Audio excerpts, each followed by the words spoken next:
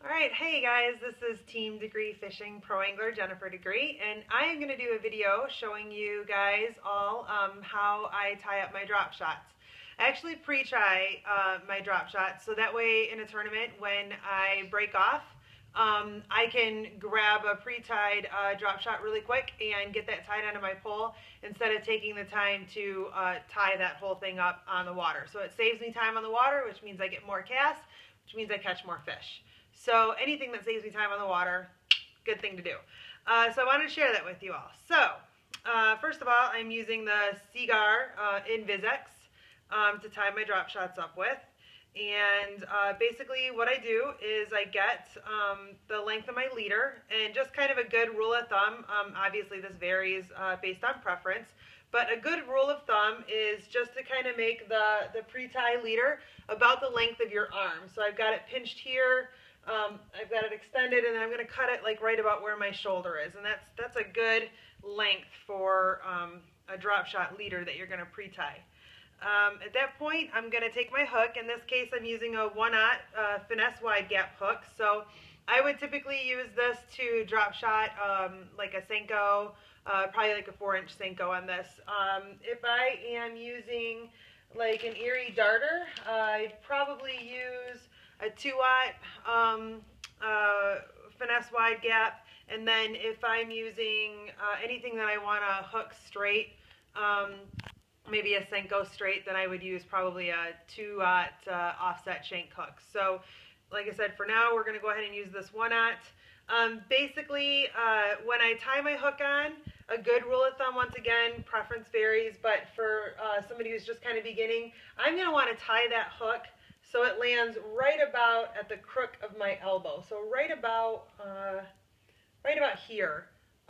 With that extended, I want to tie that hook right about there. So at that point, I'm going to pinch it, not too tight because I don't want to create a kink in my line, but I'm going to pinch it. I don't know if you can really see that very well. I'm going to thread that through the eye here of the hook, and I am going to use a polymer knot. I use a polymer knot for the whole rig. When you tie this, you want to tie it to make sure that your short end is pointing up, the hook is pointing up, and then the longer end is down for your weight. So once you get that threaded through, you're going to go ahead and tie, almost kind of like you're tying your tennis shoes, and you're going to tuck that loop through there.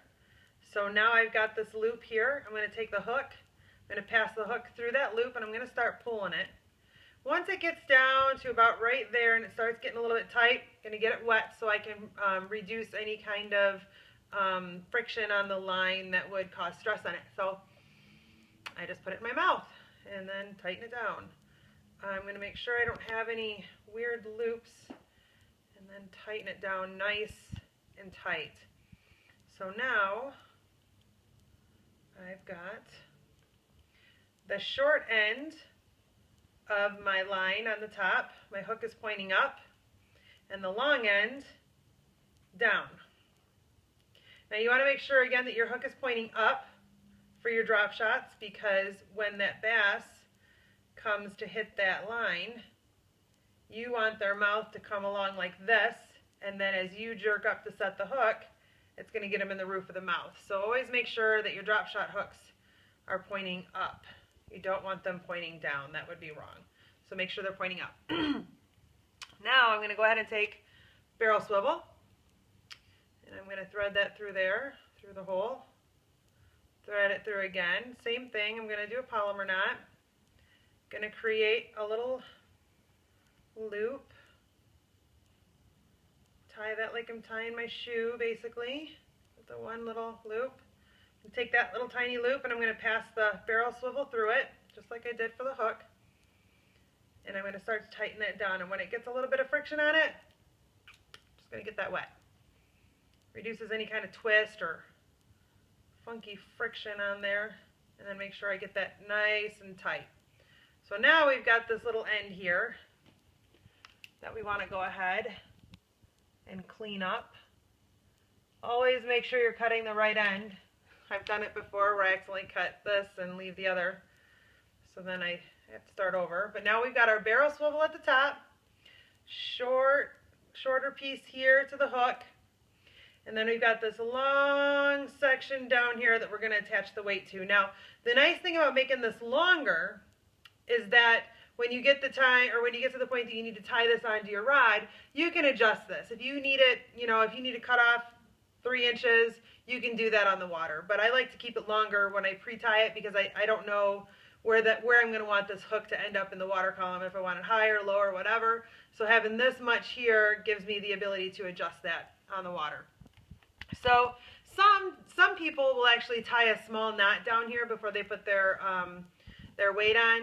I don't usually do that, but if you do, you can. It just kind of gives your weight a little extra security. You never want to direct tie your weight to a drop shot, because as that's in the water and that weight's dragging through on the bottom, it's going to get caught up in a lot of rocks and other stuff on the bottom of the lake. So the point of this is, when it's dragging, you want that weight, when it gets caught, to slip right off.